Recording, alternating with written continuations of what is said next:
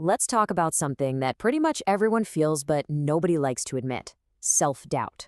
We're going to look at it through the lens of a guide that was written almost 400 years ago, specifically for people who are wrestling with that exact feeling. I mean, really, have you ever had that nagging voice in the back of your head that says, no matter what you do, you're just falling short? That there's some invisible standard out there that you can just never, ever meet? Well, it turns out that feeling is nothing new. Way back in the 1620s, a guy named Thomas Hooker, a Puritan minister, knew that feeling of spiritual anxiety so well that he ended up writing the definitive manual for dealing with it. Now, Hooker wasn't just some academic writing from an ivory tower. No, his expertise on this stuff was born out of a really deep personal crisis. He had personally lived through the very storm he was trying to teach other people how to get through. If you look at his life, the real key moment is right there in the 1610s. While he was at Cambridge, he went through what he called a storm of soul. And this wasn't just, a bad week. We're talking about a period of intense spiritual and psychological torment that completely broke him.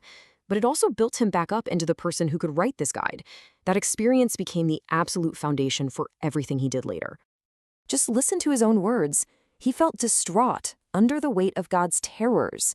I mean, that's heavy stuff. Going through that and coming out the other side is what gave him this incredible empathy for other people who felt totally lost. It made him the perfect person to write this guide. Okay, so knowing that this comes from a real, lived experience, let's dig into the specific problem Hooker saw. He wasn't just talking about doubt in general. He was laser-focused on a very specific, vicious cycle that he saw trapping really sincere people. And this is so important to get. The people he was writing for weren't the ones who didn't care about their faith. It was the complete opposite. He was writing for the people who cared so much that they were basically paralyzed by their own flaws. They were the ones trying the hardest and feeling like the biggest failures because of it. And he put a name to it: the doubter's dilemma. Here's what it is. It's that exhausting, endless hamster wheel of trying to live up to a standard of perfection that you've just made up in your own head.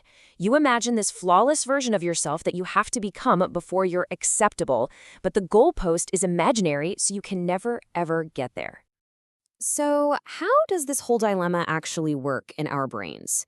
Well, Hooker broke it down and identified 3 specific mental traps that keep people stuck in that cycle of anxiety and feeling worthless. Okay, here are the 3 big ones. First, there's the holiness trap. That's the voice that says, I've got to clean myself up first, and then maybe I'll be worthy. Then you've got the unworthiness trap, where you've just made a list of all your flaws and decided the sheer number of them disqualifies you forever. And finally, there's the hardened heart trap. And this one is really sneaky. It's when you start measuring your faith by how you feel, thinking, I don't feel sad enough about my sins, so my faith probably isn't even real. And this is where Hooker just flips the whole script. The person struggling thinks, my unworthiness is the problem. But Hooker comes in and says, nope, your pride is the problem. It's the fact you still think you have to bring something to the table. The doubter thinks they need to show up with a payment: their holiness, their sorrow, their good deeds. And Hooker's advice is totally radical. He says all you're asked to bring is your emptiness. Show up with empty hands. So that leads us to Hooker's solution. And honestly, it is completely counterintuitive to how most of us think about fixing our problems. The answer isn't to just try harder. It's not to work on your feelings or analyze yourself more. The solution is to make a radical shift in your focus. It's to stop staring at your own feet, at your own performance, and instead to look up and out at an external promise. Hooker uses this amazing, paradoxical little phrase that captures his entire point. Buy without money. I mean, how do you buy something with no money? You can't. And that is exactly the idea. Grace isn't a transaction. It's not something you earn with your good behavior. It's a gift offered to those who are spiritually bankrupt. And to make this idea really stick, he used these simple but powerful analogies. The promise of God isn't the shore you have to swim to once you're a strong enough swimmer. It's the boat that comes to rescue you while you're drowning. Christ isn't a bridegroom looking for a rich dowry of holiness. He's just looking for your willingness to say yes. It just completely turns our whole performance-based way of thinking on its head. So, what does all this mean for us today, right? I mean, how can these Puritan ideas from centuries ago possibly have anything to say to our modern anxieties? Well, it matters because what Hooker was describing is a fundamentally human problem. This tendency we all have to base our sense of worth on how we're doing, how we're feeling, how we perceive ourselves. And that trap is just as real and powerful today as it was in the 1600s. The lessons here are just so relevant. Hooker's telling us that real, lasting assurance is never going to be found in perfecting ourselves.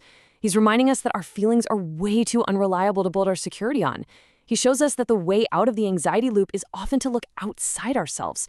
And maybe the biggest idea of all is how he redefines humility. It's not about hating yourself. It's about finally giving up on the prideful project of trying to save yourself in the first place. And all of this leaves us with a pretty provocative thought to chew on.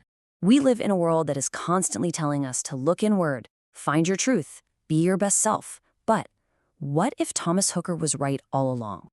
What if real, stable, lasting confidence isn't found by digging around and trying to perfect what's inside of you, but by choosing to place your trust in a promise that's completely outside of you?